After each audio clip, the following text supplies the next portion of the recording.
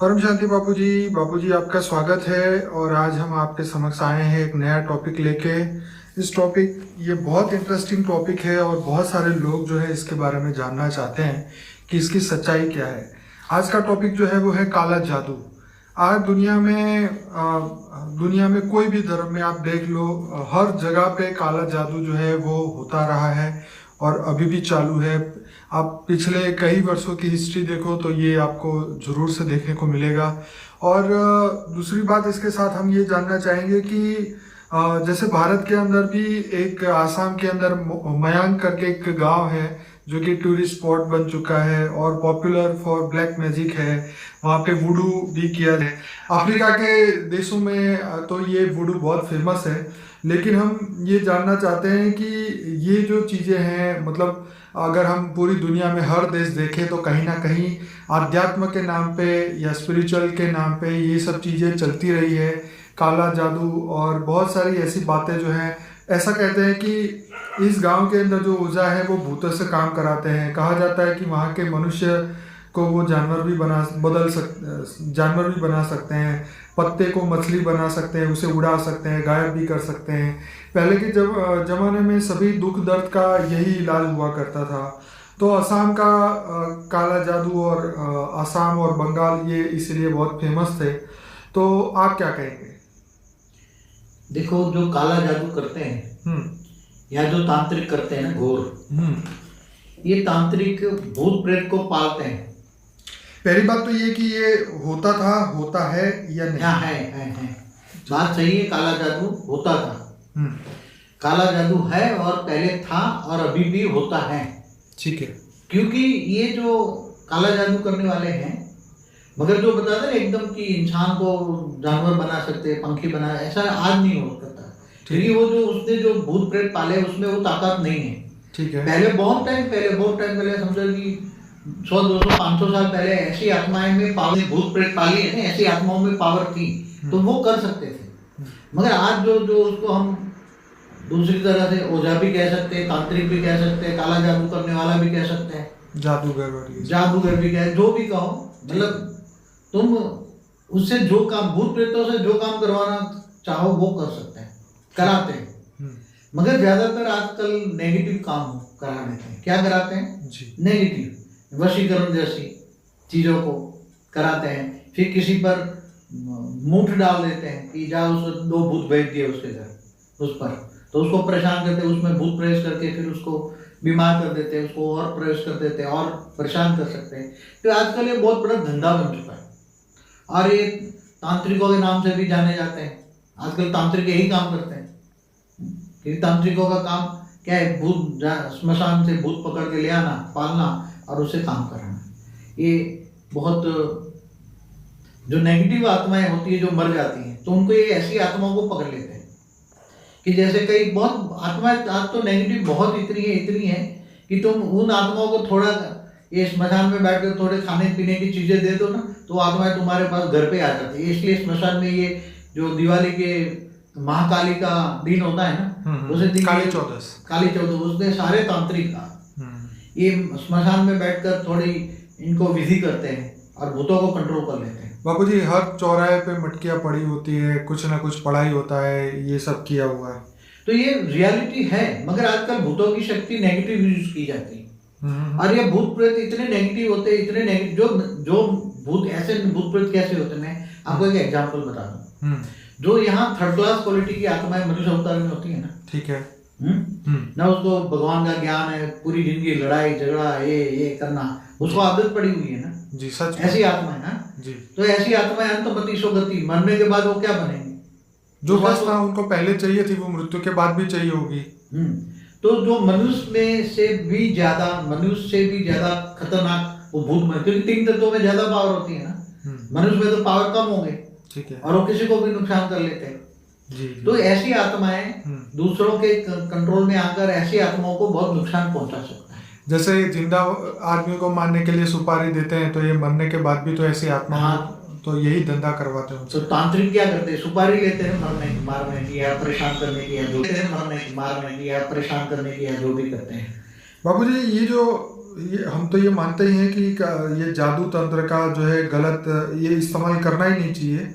लेकिन जो शमशान विद्या, प्रेत विद्या, काली विद्या के नाम से ये सब चीज़ें मशहूर है, तो आप क्या कहेंगे इसमें? देखो, ये चाहे अलग अलग नाम है, प्रेत विद्या, काली विद्या, श्मशान विद्या, अघोरी विद्या, अघोरी तंत्र, ये जो नाम अलग अलग, उसकी ये तरीका अलग अलग है, कई तरीके हैं उसमें, कई प्रकार के तरीके हैं। ठीक है। तो ये तरीकों से अलग अलग अलग साधना की जाती है, कई प्रकार की साधनाएं ऐसे इसमें।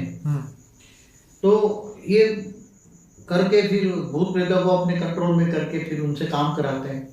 बाबूजी, मैं यहाँ ये कहूँगा कि सिर्फ ये हिंदुइज्म में नहीं, अगर आप कोई भी धर्म दूसरा देखें, इस्लाम धर्म के अंदर या क्रिश्चियन धर्म के अंदर या अफ्रीका के जंगलों में, तो हर जगह कोई भी काम करना तो पहले उनके जंगलों के देवता की परमिशन लेनी पड़ती है कि भाई ये हम करें कि ना करें।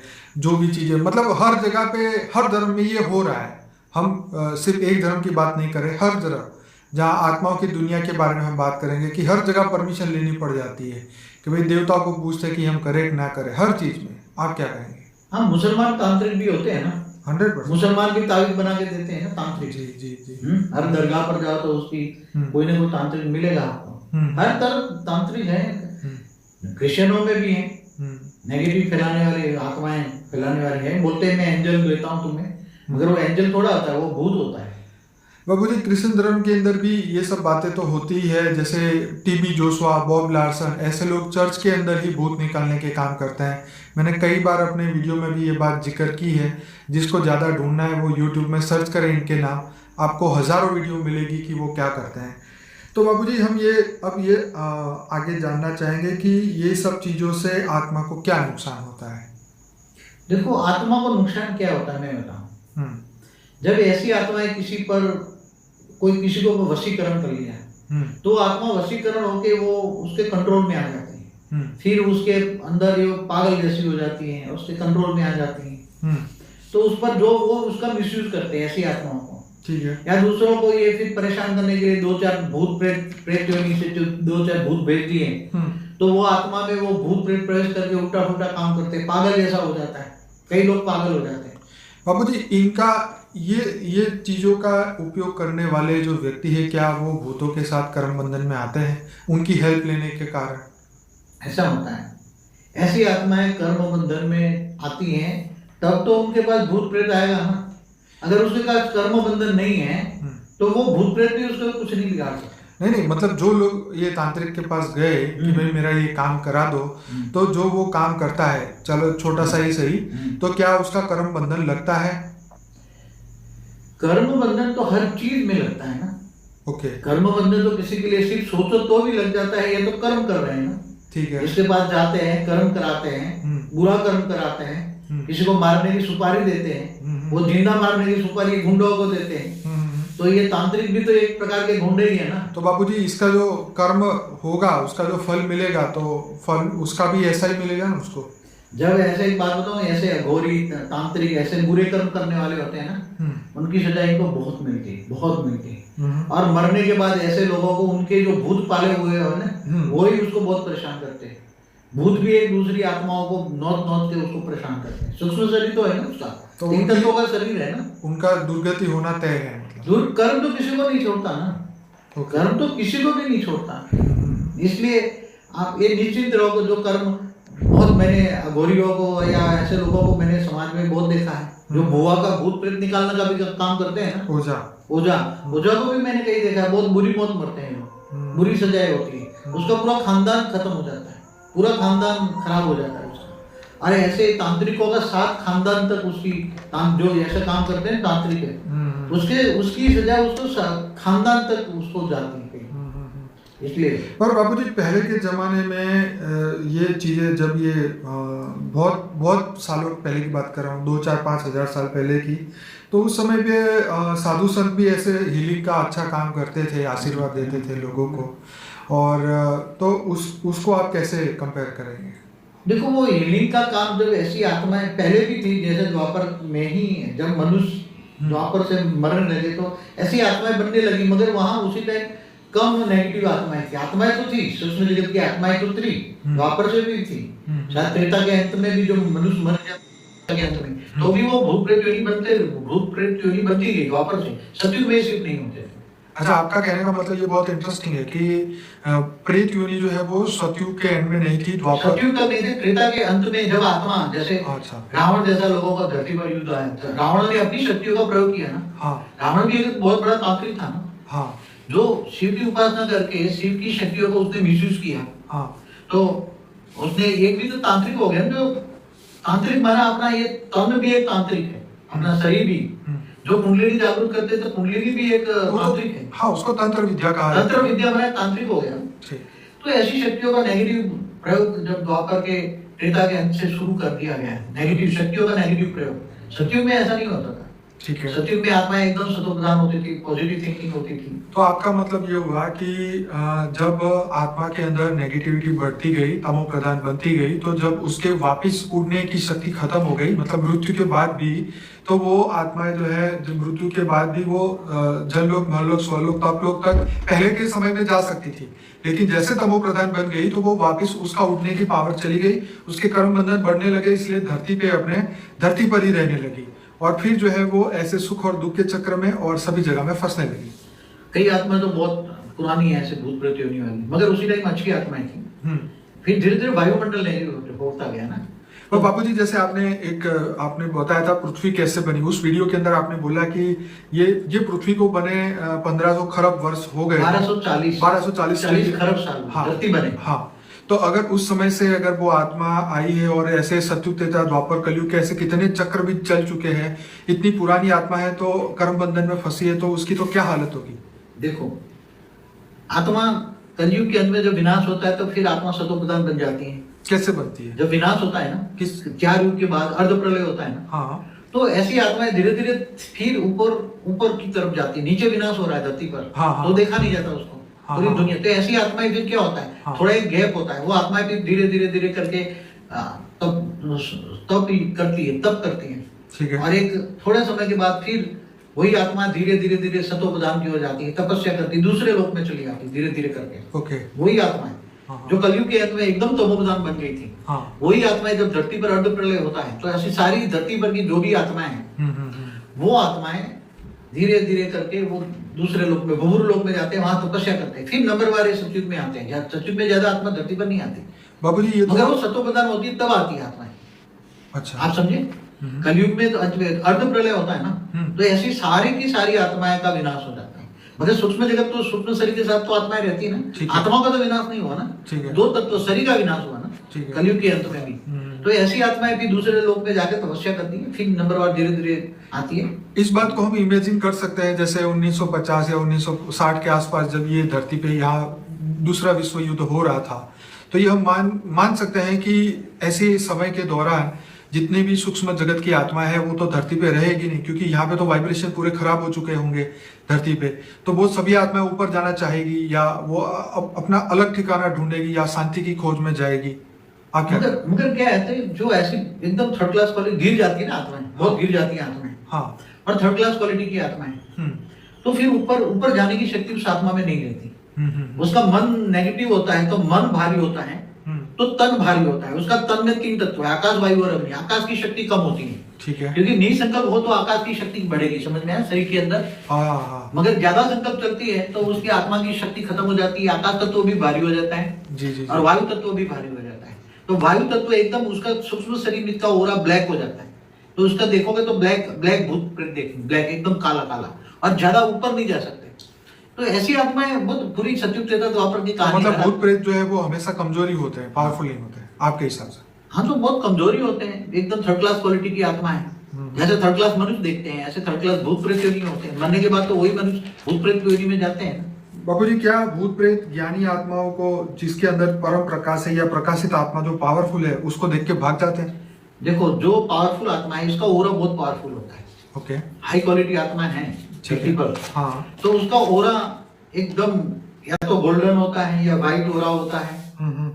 तो ऐसे ओरा वाले से दूर भाग जाते हैं कि हाई क्वालिटी आत्मा है, ठीक है। मगर जिनका नेगेटिव आत्मा है, नेगेटिव सोच है, तो उसका ओरा सूक्ष्म शरीर नेगेटिव होता है, ब्लैक ओरा होता है। क्या होता है? तो ब्लैक ओरोवारों में वो प्रवेश कर सकते हैं।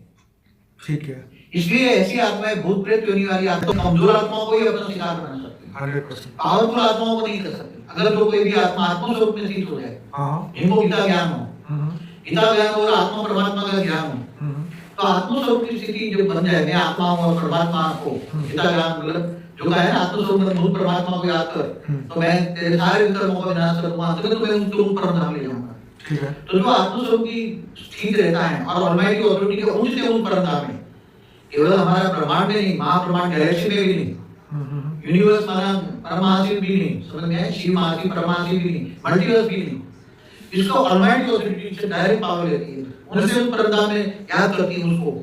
तो आत्मस्वरूप बनकर परमात्मा को याद करती है, तो आत्मा में इतनी पावर आती है, इतनी पावर आती है, और इतनी पावर आती है कि उसके ओरे में काफी पावर, परम तत्व की पावर होती है। तो ऐसी आत्माएं उनसे दूर भागती है। और आज अगर एक हमने एक मंत्र दिया परम शांति का वाइब्रेशन है, तो महामंत्र है वेद की परम परम परम परम महाशांति सोचो बोलो, तो परम शांति के वाइब्रेशन जहाँ जाएंगे, चाहे घर में हो कहीं भी बाहर हो, तो ऐसी भूत प्रेत की आत्माएं वहां से भाग जाएंगी। परम शांति के वाइब्रेशन, ये परम शांति के वाइब्रेशन में इतनी शक्ति होती है, उसमें इतनी शक्ति होती है, तो नेगेटिव आत्माएं वहां से भाग जाती है, वो रह नहीं पाता आत्माएं। इसलिए हमेशा जिनको इनके बताना सरल उपाय है, आत्मस्वरूप बन को परमात्मा को याद करो, गीता ज्ञान। मतलब ज्यादातर लोग ये सोचते हैं कि मेरे पे जादू कर दिया है, मेरे पे भूत छोड़ा है, किसी ने मुझे तंग किया है, तो उन आत्माओं को जो है वो परम शांति की अवस्था में जाना चाहिए, मेडिटेशन करना चाहिए, परम प्रकाश उतारना चाहिए, परम असली मेडिटेशन वो आज सिखा रहे, वो मेडिटेशन वो नहीं, मेडिटेशन नहीं है, उल्टा पुल्टा सिखा रहे हैं, राजयोग सीखना चाहिए, आत्मस्वरूप परमात्मा को याद। मैं सभी अपने श्रोताओं को कहूंगा, बापू जी का एक बढ़िया वीडियो है 7 सीक्रेट ऑफ शिवा, और मेडिटेशन का हमारा पूरा प्लेलिस्ट है जिसमें 20 वीडियोस है, वो लोग देखें और घर बैठ के इसकी प्रैक्टिस कर सकते हैं। बापू जी, हम ये जानना चाहते हैं कि ये भूत प्रेत एंजल कौन सी दुनिया से आते हैं?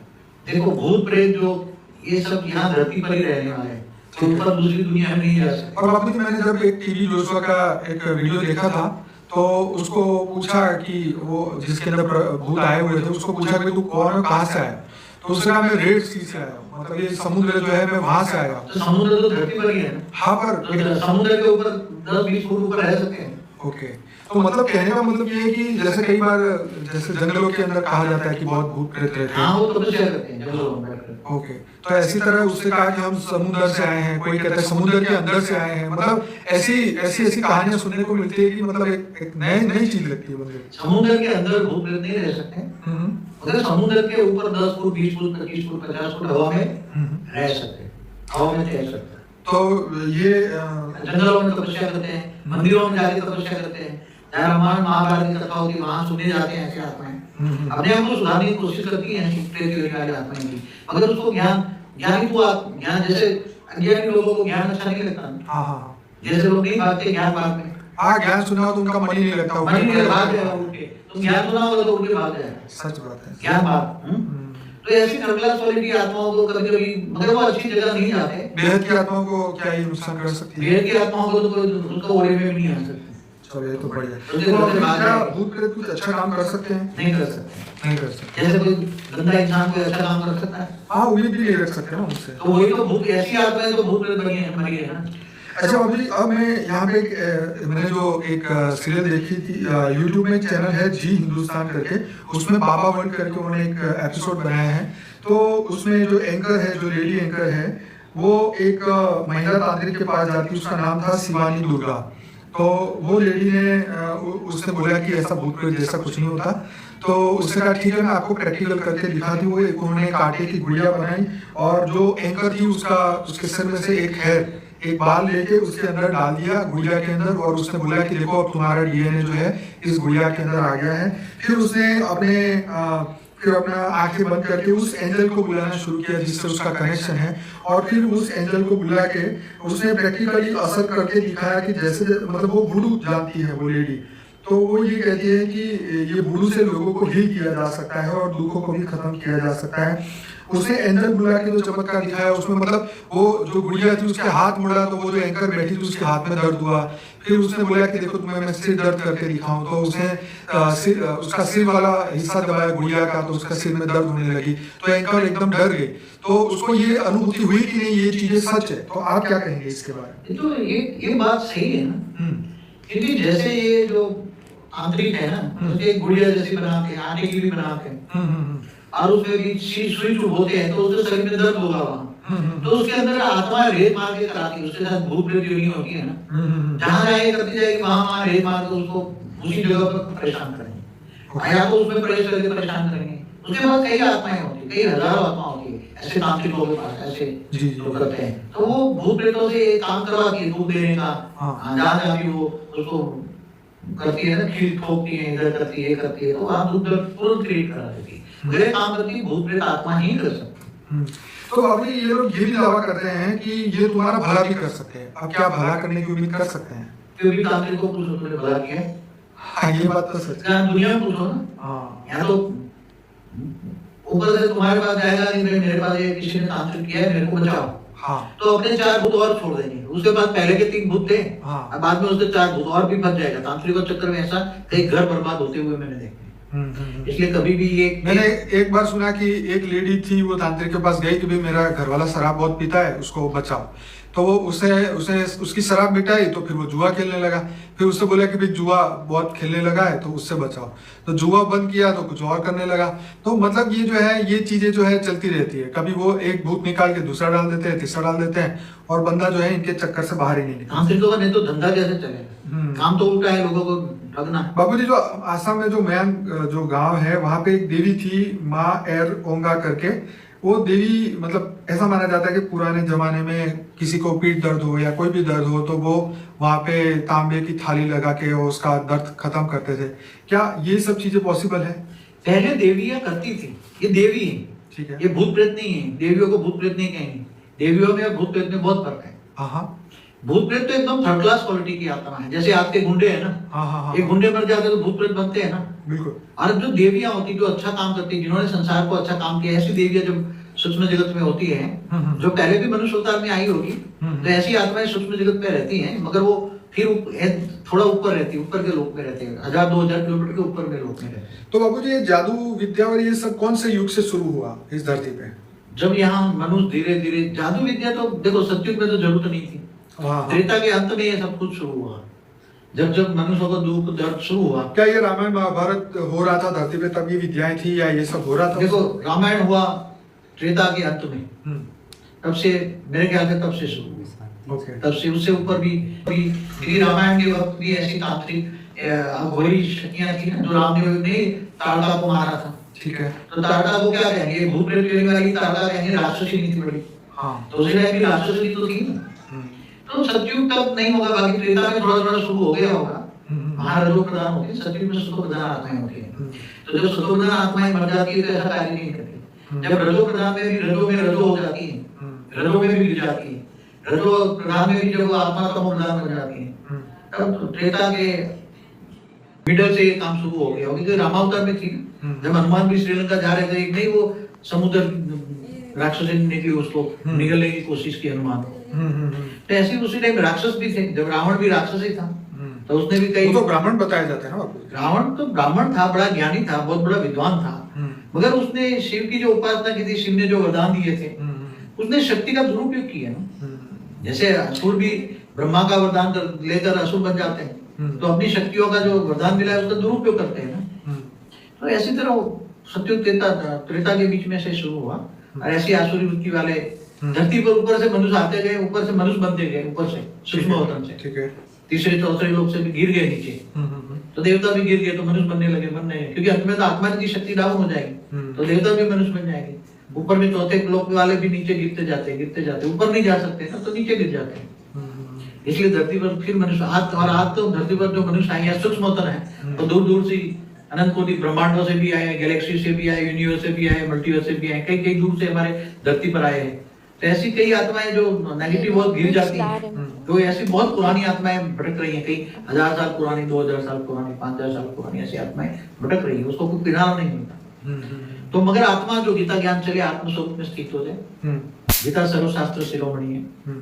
तो आपका मतलब ये है कि अगर हम अपने अंदर परम प्रकाश को, परम लाइट को उतारें, अपने ओरा को मजबूत कर दें और अपनी आत्मा में पावर भरे, और ये जो भी सबसे पहले जो दुख बैठता है मन में जब डर पैदा हो जाता है, तब हमें छोटी सी चींटी से भी डर लगने लग जाता है। डर हम अपनी बुद्धि से हटा दें कि हम बेहद की आत्मा है, पावरफुल आत्मा है, तो मेरे ख्याल ये भूत प्रेत तो हमारे इर्द गिर्द आएंगे भी नहीं, हमें तंग करने की बात तो बहुत दूर रही।